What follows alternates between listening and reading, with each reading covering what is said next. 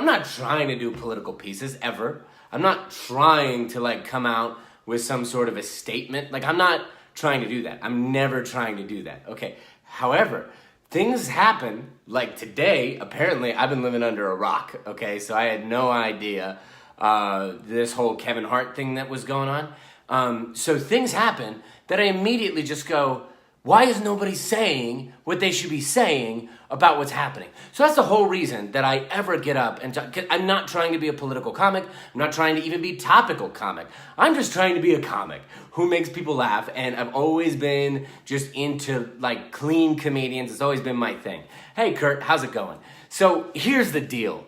I can't just sit by real quick as we see the same thing happen to the millionth comedian. Okay, there's a thing in this world called stand-up comedy, and it's been going on for over 100 years. It started in the United States because a comedian who was originally a vaudeville comic, so he would like throw pies in his face and stuff like that, he decided one day he didn't want to throw a pie in his face anymore. So this is like the 1900s, and he just steps out on stage real quick, and he goes, I'm not going to throw a pie into my face. And he grabs a microphone, and he tells a joke about his day. And he says, this is how my day went, and I don't feel like throwing a pie in my face. And everybody laughs. And then everybody goes, what the heck was that? And he goes, it's stand-up comedy. Like he created it, okay? So stand-up comedy comes from somebody just doing something random. Does that make sense? Like stand-up comedy, not random. That's the wrong word, boldness. It came from somebody being bold, okay? Then stand-up comedy grew, and more people got bold. We even got so bold to the fact that stand-up comics decided, hey, you're not allowed to take somebody else's material. That's how bold it is. You have to stand up on stage and tell people, you're going to laugh at me when I want you to laugh. Okay, that's already bold. Then two, they say you're not even allowed to take anybody else's material. So stand-up comics is filled with all these very bold people who have to write brand new jokes that nobody else can have. I have to write my own jokes, and other comics have to write their own jokes. So let's go into 2018, okay? And let's take Kevin Hart as an example real quick. So Kevin Hart, I lived under a rock today because I had no idea until tonight at 11 at night. There's only 3 of you still awake. Congratulations for being awake. So here's the deal. He comes out, and they found out all these tweets about him that were anti-LGBTQ, whatever, right? And so now they demand an apology because he's about to host the Oscars. Well, as we know, a whole day happens, and he ends up not hosting the Oscars. He apologizes, and then people didn't like. He does 3 apologies today, by the way. 3 apologies for jokes. Comedians are not supposed to apologize for their jokes. I'm not saying that as an opinion. I'm saying that as a historical thing. We don't apologize for our jokes. We just don't. I'm sorry I'm heated, but it's the truth. You're not supposed to apologize for a comedian. If so, then you're not a comedian. You're in the wrong profession. Comedians get up on stage and they say things that half the audience doesn't like and the other half does. You know why? Because that makes you laugh. You're uncomfortable and you start to laugh. And in the midst of some things, you're actually going to say some truths. And in the midst of some jokes, you're going to say some things that aren't true. And you know what happens when somebody says something that's not true? You roll your eyes and you don't listen to them again. Okay? That's what you do. All right? I'm sorry. I'm all crazy. But here's the deal.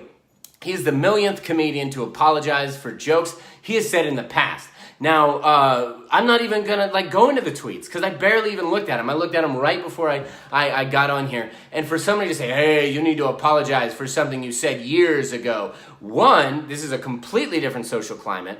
2, don't apologize, for crying out loud. That is your profession, is to say a joke and make...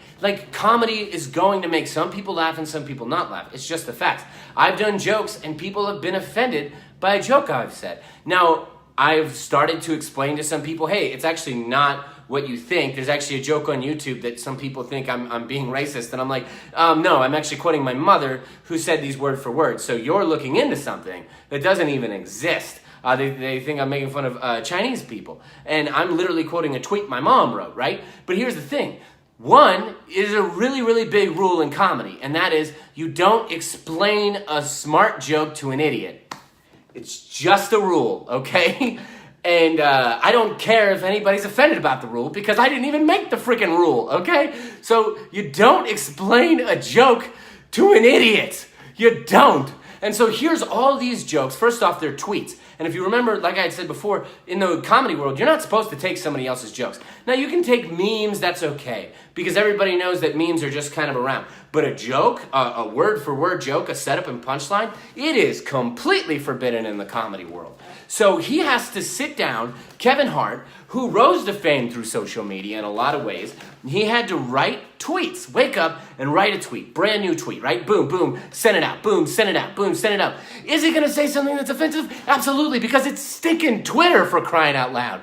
It's social media. In social media, you write a joke because you thought of it, then you send it out. And if people don't like it, the best news is you're about to write another joke and send that out and hope that's funny.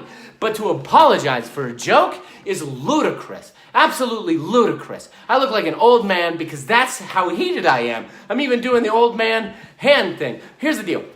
Here's the deal, everybody. In Canada, comedians have been sued for telling jokes that has offended an audience member. That's in Canada, for crying out loud, okay? Canada. So, and not only that, but there's actually like comedians that have had to take out insurance in case somebody gets offended. Then they go, oh, you know what? Somebody is trying to sue me. At least I have insurance for a joke. A joke insurance. Guys, don't do this to me. Don't make me have to do a joke insurance. Okay? It doesn't make any sense. Let's go back about 50, 60 years. Okay? 1920. I'm not good at math. So it's way beyond that. Forget it. 1920s. There becomes this guy named Lenny Bruce. He gets up on stage and he starts talking about things that to this day you and I would not really think is edgy. However, in that time it was absolutely edgy. He'd go up in a club. Thank you, Andrea, for doing that face. Is that what face is that? Oh yeah, that's that. Okay. Well, I'm just saying. Okay.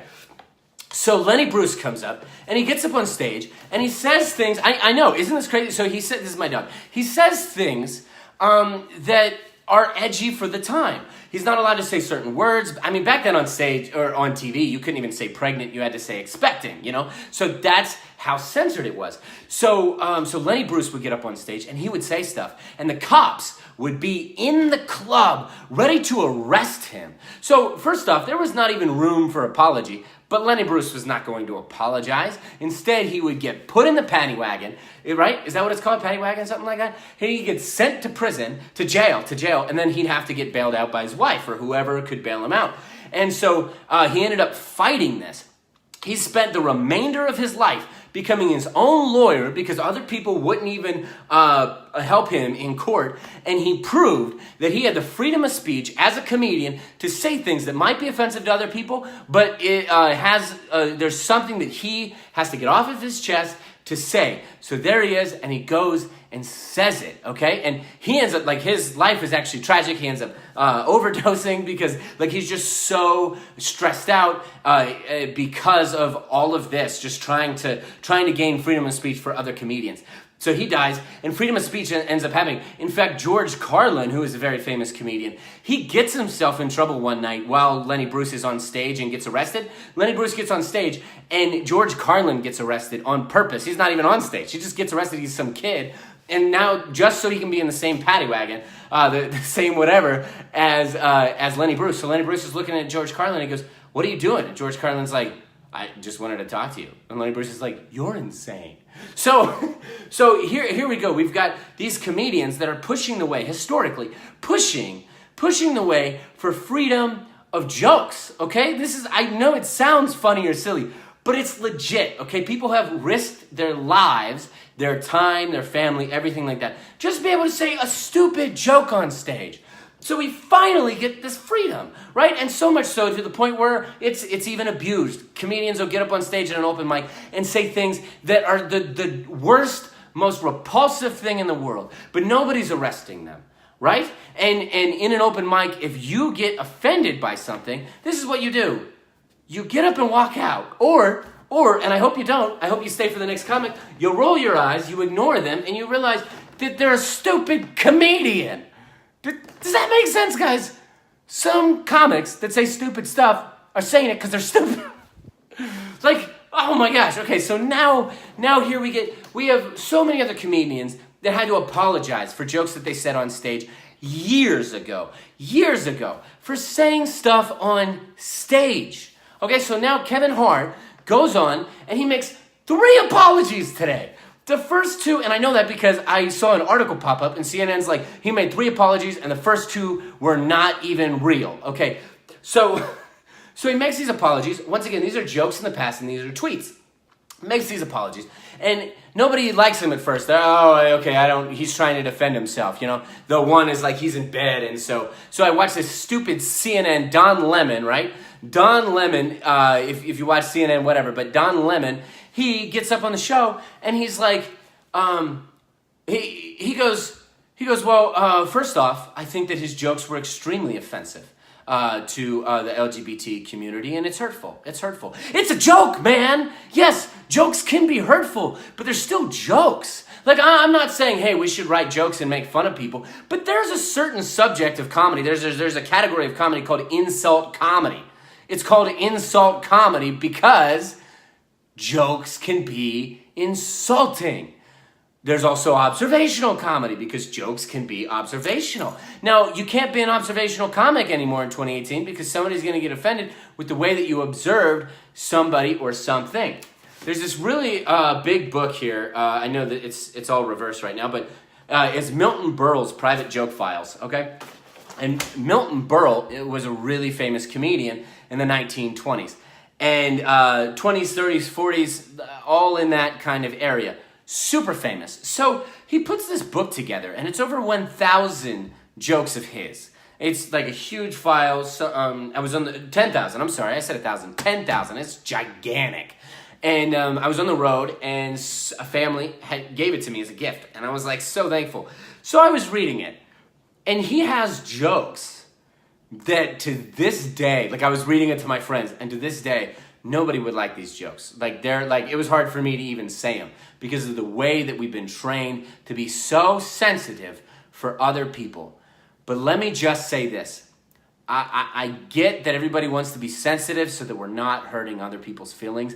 I don't care anymore. I just don't care. I'm just unapologetic about hurting somebody's feelings for the sake of, like, I want to get up on stage and I want to make you laugh.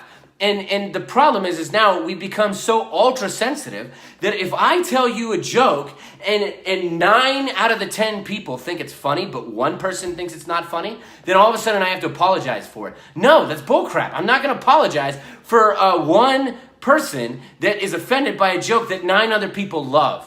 Okay, and here's the other thing. This is actually really important. In comedy world, there is a thing called the 1 in 10 rule, and the 10% rule.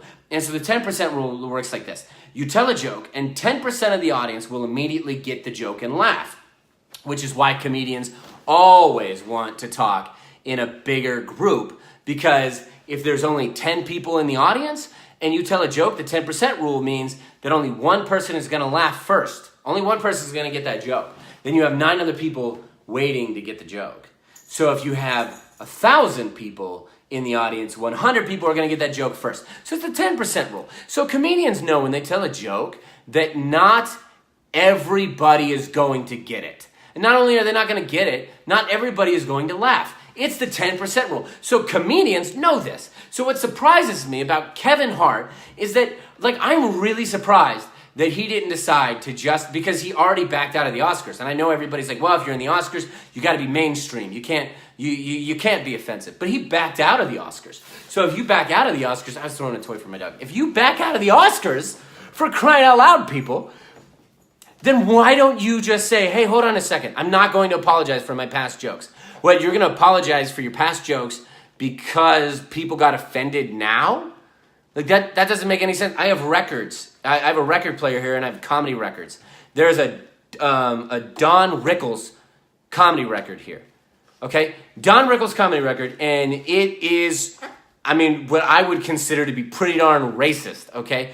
So he has passed. If he was still alive, does that mean that I need to call him and make him apologize right away? Like it just doesn't make sense to me that I would make somebody apologize for something they did years ago, 10, 20 years ago, for something they said. Okay, something they said. I get something you did, but a joke, when it's your profession to say jokes, I hope you're understanding me correctly. I'm not talking about a bully going in and bullying somebody. I'm talking about a comedian telling jokes, okay? Kurt said, obviously people weren't offended when Kevin Hart told the joke the first time.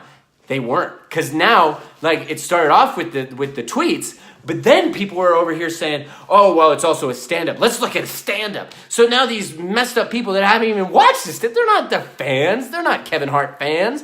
And then here they are, and they're watching it, and now they're saying, oh, he should apologize for the jokes he said in one of his specials. No, don't apologize. Comedians, do not apologize. You should not apologize for any of your jokes ever, at all, whatsoever. Just don't apologize. You said it, maybe don't say it again if that's how you feel.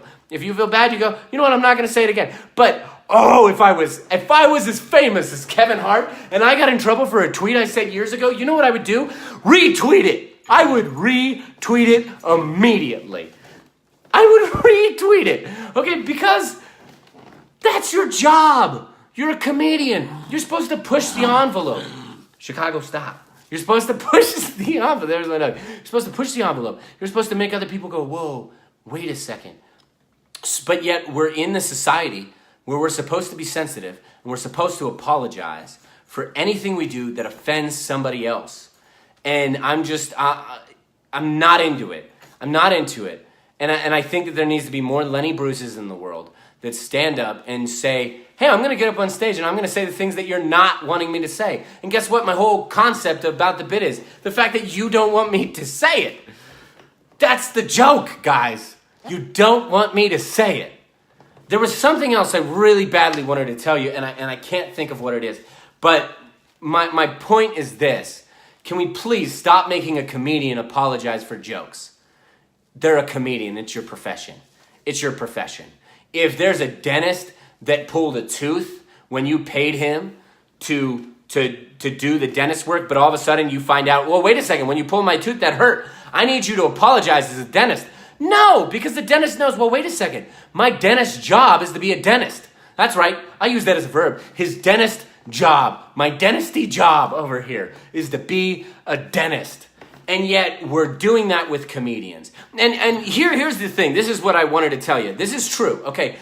When you have art on the wall, you love the art, right? You look and you go, man, that art's beautiful. Now, if you got to know some of these artists, are we gonna get rid of all of their art because of what the artist has done in their personal life?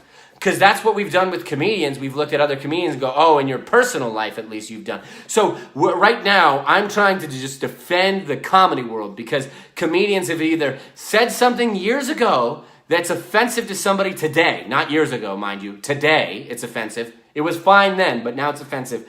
Or comedians have done things in their personal lives and you go, okay, now you can no longer be a comedian ever. You can no longer be a comedian. But here's the thing. You look at artists and Van Gogh, right? Wasn't it Van Gogh who cut off his ear? I'm pretty sure that was Van Gogh. Cut off his ear, tried to give it to his ex-girlfriend. Total psycho. There were other artists. There were abusers. They were terrible people. They abuse their wives, everything like that. But you still pay millions of dollars to get their painting up on the wall. I'll say thousands because I'm not in the art community. I have no idea how much a Van Gogh painting is. But you pay thousands, if not millions, of dollars to get the painting on the wall. Now, if you were to look at their personal life and go, whoa, wait a second. They did what? Are we going to destroy $1 million painting? I doubt it. And yet we're doing that with comedy. And if we did do that, I would jump in the middle and save a crazy painting. Everybody's ridiculous. Okay, so here's the deal, all right? So you're not going to do that, and yet we're doing that with comedy. We're looking at comedians and saying, oh, let's look at everybody. Let's look at every comedian's past. First off, comedians are filled with people that messed up. That's why we're on stage, because we're just filled with, we're broken people. That's what artists are. Comedians and artists and actors, we're all broken people. So if you put broken people up and you expect us to not be broken anymore, unless you have Jesus, You're still going to be broken, okay? And that's the reality. The only way to not be broken is Jesus. And so if you don't have Jesus and you're a comedian and you're an artist and you're a performer, it's no surprise to me that you are going to say something that is terrible or you're going to do something that's terrible. But for me to demand you to shut down, apologize, and never do comedy again,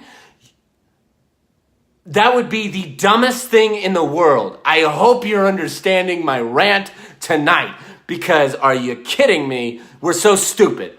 So if Kevin Hart ever hears this, Kevin Hart, stop apologizing, because I know it bothers you to apologize right now. I know in the comedy world, like, all of us comedians should not be apologizing. So stop apologizing for a joke you told years ago. I want you to please consider retweeting the tweets that you put up a couple years ago and just see what happens. That's all I ask. That's all I ask. So take care of that. And then all of you guys that are so awesome and you decided to watch me this late at night, please share this video, because I feel like nobody is talking about, and I don't care about it being shared for the sake of being shared. I care about people hearing about this so that they can finally wake up and stop being stupid when it comes, or stop being too ultra sensitive when it comes to a joke.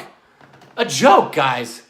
Please. I just want to mail everybody a page from Milton Berle's, and I just want to mail a page to everybody, the whole world, okay? Thank you, Andrew. Yeah, Kevin Hart, listen up, all right? Okay, that's all I got to say. Please just share this video. I was sitting here and I'm like, I can't be silent, because nobody's saying this. Nobody's saying this. Stop apologizing, comics. Stop apologizing. Come hang out with me and stop apologizing. America is this close to making me be a stinking Lenny Bruce, because all I want to do is just tell clean comedy, make somebody laugh, and literally I just want to tell jokes. But then things like this happen, and I'm over here like, all right, I got to say something, so deal with it. Just deal with it. And I'm not apologizing. And I do not apologize for any jokes I said over the past 10 years. So not like anybody's going to hold it to me. But if they did, I don't apologize. All right. Thank you, guys. Have a good night. Please share the video. Have a good night. Thank you.